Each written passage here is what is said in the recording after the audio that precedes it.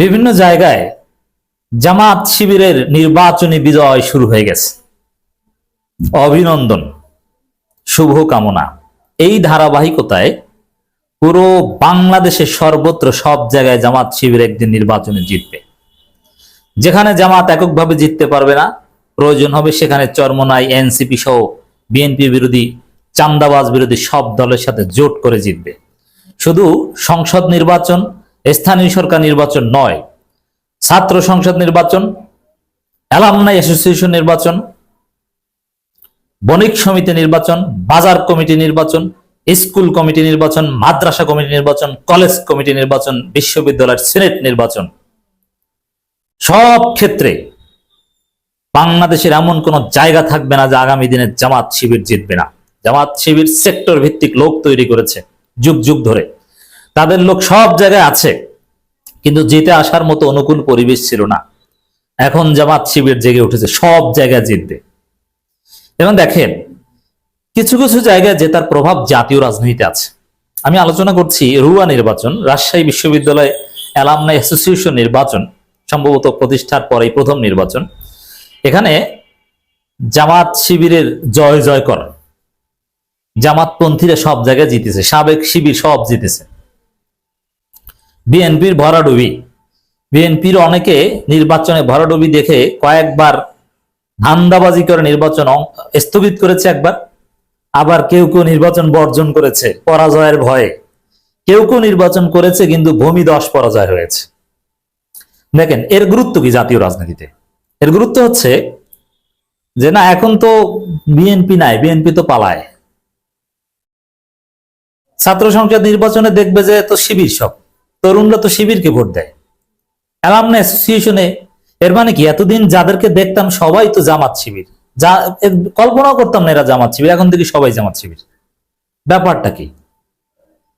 তখন মানুষ মনে করবে যে জিতবে এবার জামাত শিবির, ভোটটা জামাতকে দিই, দাঁড়িপাল্লায় দিই।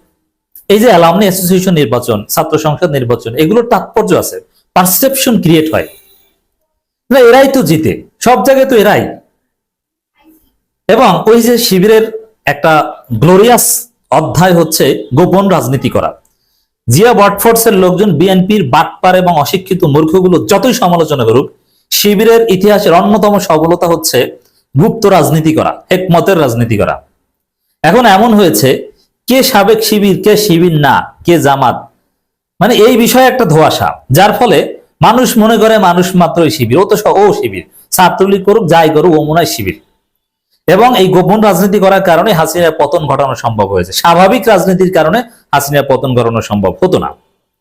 যদিও ঢাকা বিশ্ববিদ্যালয়ে গোপন রাজনীতি ছাত্রদলও করত। এখন শিবিরের সাথে কোনোভাবে না পেরে শিবিরকে গুপ্ত বলছে। আর শিবিরকে গুপ্ত বলাটা এটা শিবিরের গর্বের বিষয়, এটাই তো হেকমতের বিষয়, কৌশলের বিজয়। যাই দর্শক, এখন এই যে অ্যালামনাই অ্যাসোসিয়েশন, ছাত্র সংসদ, আরো বিভিন্ন জায়গায় শিবির জামাতের জয় জয়কার, সাবেক শিবিরে, এতে আরো পারসেপশন ক্রিয়েট হবে যে আমি যাকে শিবির মনে করতাম না এও তো মনে হয় শিবির, এত ভোট পায় কিভাবে? আমার সাথে যে পাশের রুমে ঘুমাতো, যে শিক্ষক হয়েছে, বিসিএস ক্যাডার হয়েছে, যে ছেলেটা বিদেশে গেছে, ও তো মনে হয় শিবির ছিল, নাহলে এত শিবির হয় কিভাবে, এত ভোট কিভাবে পায়? ব্যাপারটা কি? চারদিকে জামাত শিবিরের জয় জয়কার হবে, এটা ব্যাপকভাবে দেখবেন সেপ্টেম্বরের পর থেকে। বাংলাদেশে যেখানেই যাবেন খালি শুনবেন জামাত শিবির জিতছে, জামাত শিবির জিতছে। এই যে 29শে জুলাই ডাকসু ইলেকশনের তফসিল ঘোষণা হবে, এরপরে রাকসু ইলেকশন হবে, চট্টগ্রাম চকসু ইলেকশন হবে, এবং জবি জাবিতে হবে, কেউ ঠেকাতে পারবে না। কতদিন আর ঠেকাবে? এই রুয়া নির্বাচন ঠেকিয়েছিল না একবার বিএনপি, জামাত আদায় করে ফেলেছে। একবার ঠেকাবে, দুইবার পারবে না। জাতীয় নির্বাচন আগে হবে, তখন চারদিকে রব উঠবে যে না, সব জায়গায় তো জামাত শিবির দিচ্ছে, বিএনপির সাথে তো কেউ নাই। ডাকসু ইলেকশনে দেখবেন যে সাপোজ 35,000 ভোট থাকলে সেখানে বিএনপি ছাত্রদল পাবে 243, 300টাই পাক, সবগুলো পাবে অন্য লোকজন, জিতবে শিবির। শিবিরের নামেও জিতবে, শিবিরের বেনামেও জিতবে, স্বতন্ত্র প্যানেলও শিবির জিতবে, আর সরাসরি পরিচয়ও শিবির জিতবে। আপনি ঠেকাতে পারবেন, আপনি গোপন রাজনীতি বলে চিৎকার করে মরেন, লাভ নাই, শিবির জিতবে, কেউ ঠেকাতে পারবে না। তখন বুঝবেন যে রাজনীতির খেলা কাকে বলে। পুলিশের বাঁশির শব্দ শুনে দৌড়াতেন হাসিনার আমলে। আর এখন যদি জিততে চান কাজ হবে? কিচ্ছু করতে পারেন নাই হাসিনার বিরুদ্ধে। যা করার করেছে এই তরুণ প্রজন্ম। সাদিক কায়েমদের কৌশলের কাছে হাসিনা ধরা পড়েছে, এরা তো জিতবেই। আল্লাহর সুন্নত এটা। আল্লাহ যাদের রক্তের বিনিময়ে একটা দেশ স্বাধীন হবে, জমিনে যাদের রক্ত ঝরে, আল্লাহ তাদেরকে ক্ষমতা দেন। এটা আল্লাহর সুন্নত। ৭১ আওয়ামী লীগের নেতৃত্বে বাংলাদেশ স্বাধীন হয়েছে, আল্লাহ আওয়ামী লীগকে ক্ষমতা দিয়েছেন, এটা সত্য। আবার ৭৫ মুজিব পরিবারের রক্ত ঝরেছিল, এরপরে দীর্ঘদিন আওয়ামী লীগ ক্ষমতা পেয়েছে। তো বাংলাদেশে শিবিরের গুপ্ত শাখার কাছে হাসিনা পরাজিত হয়েছে, ওপেন শাখার কাছে না। এই জন্য শিবিরের গুপ্ত শাখাই হচ্ছে, সাদিক কায়েমরাই গুপ্ত ছিল, শিবিরের গুপ্ত শাখাই হচ্ছে আমাদের প্রকৃত মুক্তিযুদ্ধ এবং প্রকৃত বীর, হাসিনা পতন আন্দোলনের আসল মাস্টার মাইন্ড। গুপ্ত শাখার কাছেই সব গোয়েন্দা সংস্থা, ভারত, চীন, রাশিয়া, ডিজিএফআই, এনএসআই ধরা খেয়েছে। তা এখন দেখবেন যে আপনারা প্রকাশ্য শিবিরের কাছেও পরাজিত হবেন, গুপ্ত শিবিরের কাছেও পরাজিত হবেন, কিচ্ছু করার নেই।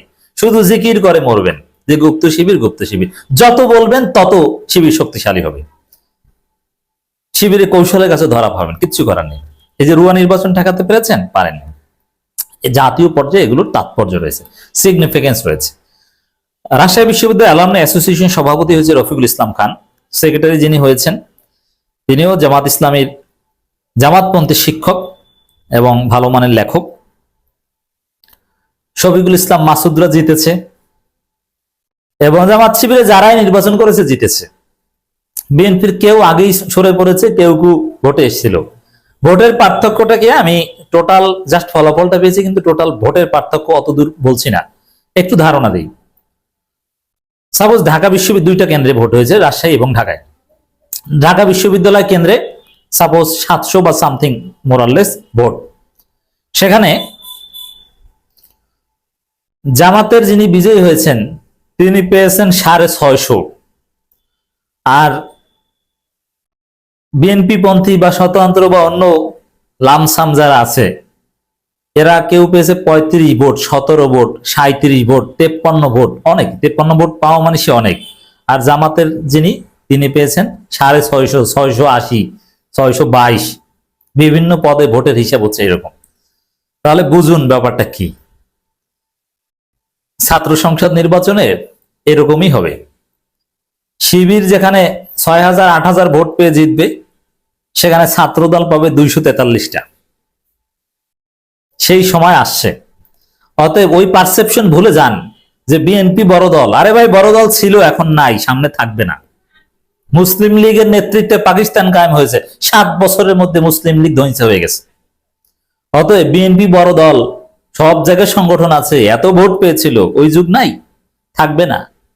6000 ভার্সাস 243টা হবে, 650 ভোট ভার্সাস 35 ভোট। অতএব ওই হ্যাডম নাই, থাকবে না। বাংলাদেশের সব জায়গায় জামাত শিবিরের জয় জয়কর হবে ইনশাআল্লাহ।